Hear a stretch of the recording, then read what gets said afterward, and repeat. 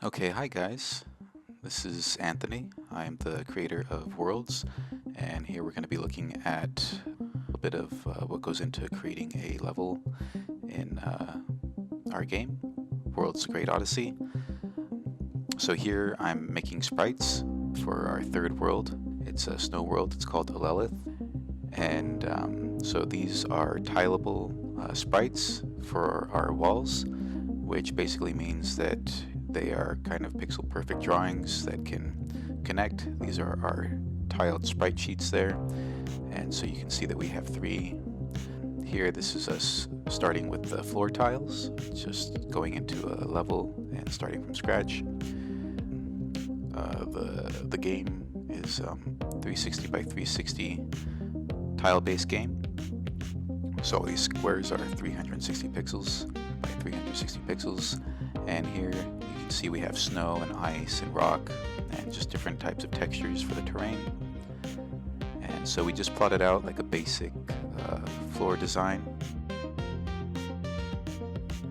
And now we're taking all those wall pieces that you saw a minute ago as sprites, and we're turning them into objects. You'll see as we create the world, there will be different types of assets that we're using. If you look on the far upper left, you can see that we have different layers. And so these objects go in an instance layer. The objects basically mean that there's depth interaction in the game, so our player can pass between them and behind them. And so we're going to use these objects here on the perimeter of the level. And so this allows them to pass not only in front of each other, but also to let the player pass behind them. And then these, as you can see on the right side now, these are our tile sets. These don't have any depth logic, they're just art that we can place, but we still have them on two different layers. If you look in the upper left, you can see we have a top and bottom wall layer, and it's so we can layer those on top of one another, but they are always in the background. We have two different types of walls here, icy walls and rock walls. That's just to create some variety and the aesthetic. And this is what I'm calling a proto level. It's just for testing purposes, just to get these assets in the game, make sure that they look right, that they work. And there will be a few parts in here where you can see where I'm having to tweak as I go, but still just making walls here. Right now you can see exactly what I was saying. I had to go in and change some of those objects because GameMaker didn't load them right. And soon we're going to be finishing up this perimeter of objects.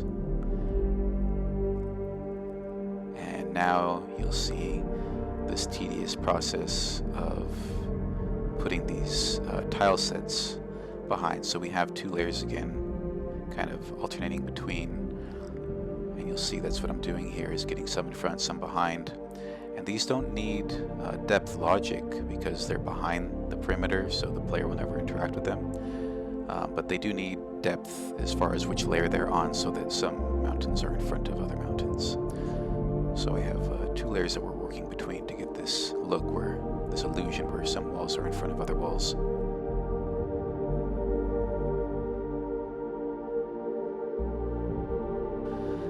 And these again have to be objects. Objects have to be in front of objects for the depth to work.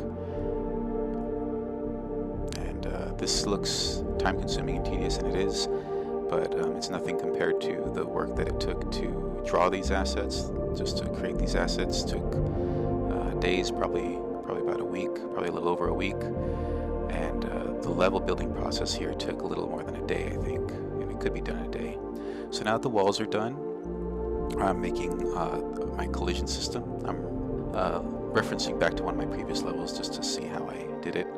And so we have two different types of walls that we collide with here. Red is collision for projectiles and for the player, and orange is collision only for the player, so projectiles can pass through them to give more immersion, more illusions of depth and so on. And now we're moving into the fog.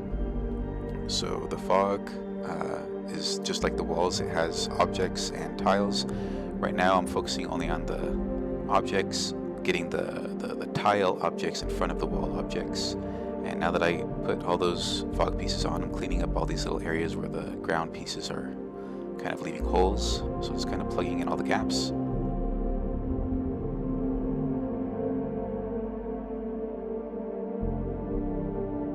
And here we go again, just covering up those walls with the objects.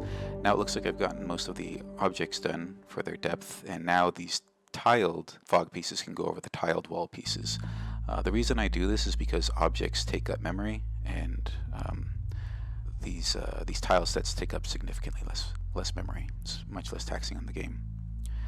Every time, every single step, every frame that the game is being run, it's calculating whether or not the player is in front or behind these walls, the object walls.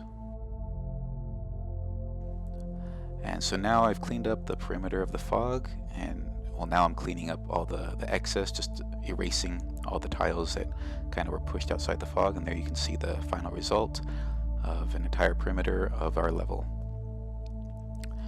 And now we're just throwing in some mountains in the middle. Again, most of this is just for testing purposes, just to see if everything looks and works right.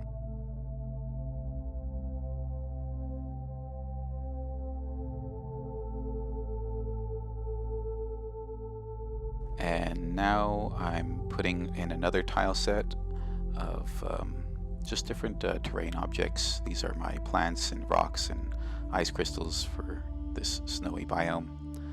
And I'm just going through the entire level and just kind of populating it with just different assets wherever it seems like they would aesthetically work to bring the level a little bit more to life.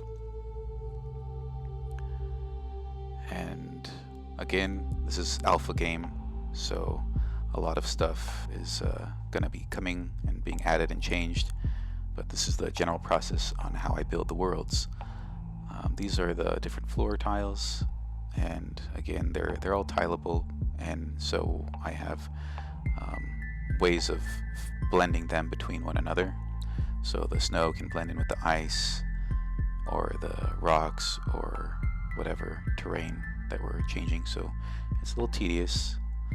And now I'm putting collisions on top of all of those environmental terrain objects, and just polishing now, just making the environment look a little more interesting, a little more dynamic, filling up tiles with just different art assets to make it look interesting.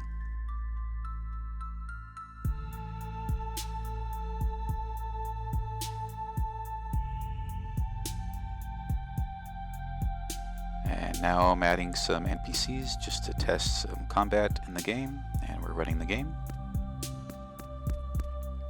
So this is our main character Maya, and I already tested the walls in a previous run, so I'm not going to be testing the walls too much, but these walls all collide and they have depth.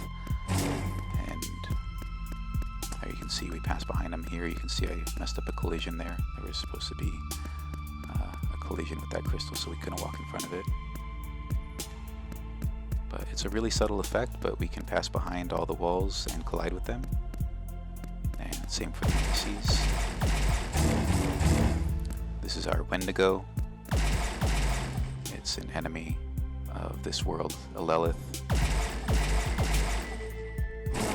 There, I clicked out of the screen on accident.